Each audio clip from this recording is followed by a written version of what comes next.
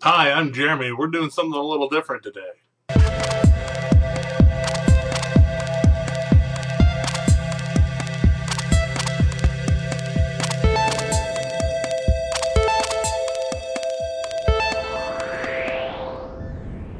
For those of you who are new, welcome to our little show. And for those of you who are not new, we're changing things up a little bit. I'm going to be hosting on Mondays and Wednesdays. AJ will be hosting on Tuesdays and Thursdays. And we're going to bring it back together on Fridays just for scheduling and whatever. And first story of today is, sadly, Neil Armstrong, the first man who walked on the moon, died over the weekend at 82 years old. There's nothing I can say that hasn't been said already. If you want a couple of really good videos on it, over here I'm going to put the SciShow. And over here I'm going to put Hank Green of the VlogBrothers, both actually hosted by the same guy. But he covered this one a little more seriously and this one a little more funly, if you will. But my heart goes out to everyone who loved Neil Armstrong because, well, he was always an inspiration to everyone who ever just thought about science. Like little 7-year-old me and, you know, now me.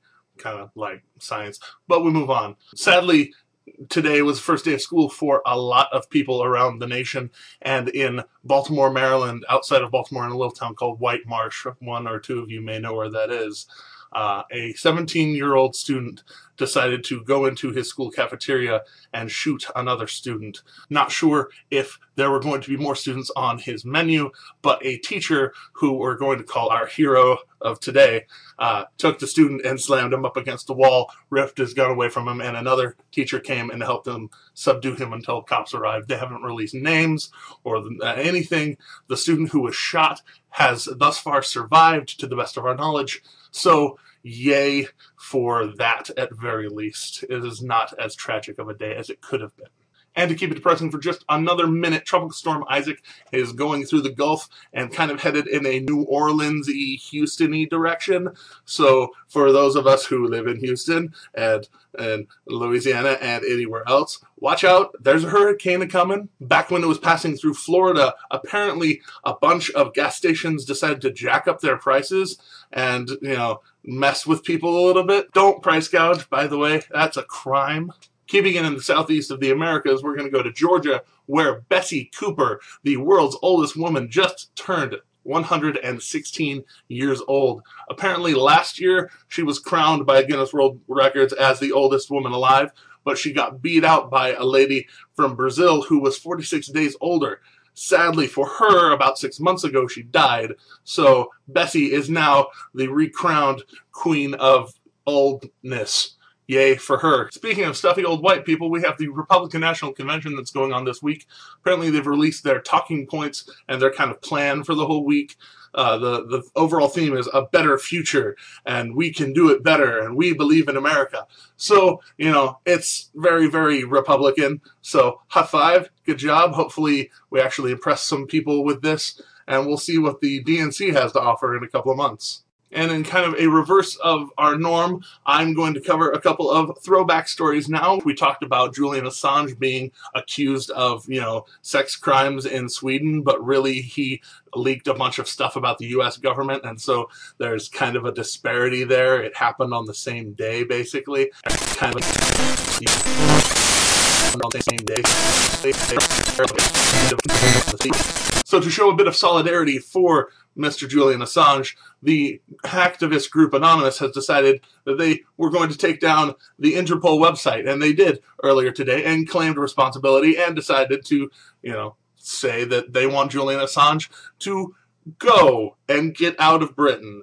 And, you know, that's going to help and all, guys. I'm sorry. It's really not. No, not even a little.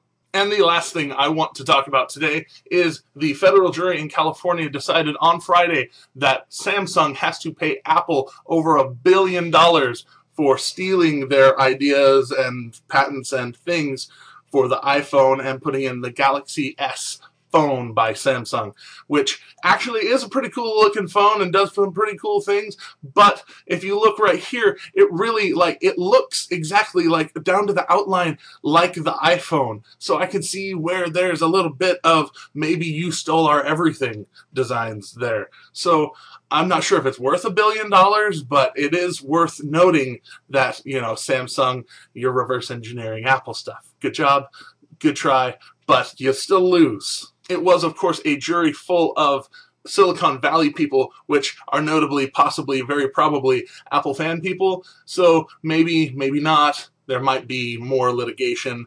Samsung probably does not want to hand out that $1 billion, so we'll see where this goes. But that is all that I have for you guys today. Thank you so much for watching. You can like it over here-ish. You can favorite it over here-ish. If you watch on YouTube, watch on YouTube. You can subscribe up here if you watch on YouTube. Please watch on YouTube. And you can share it with your friends for them to watch on YouTube. Thank you so much, and we will see you later. Be aware.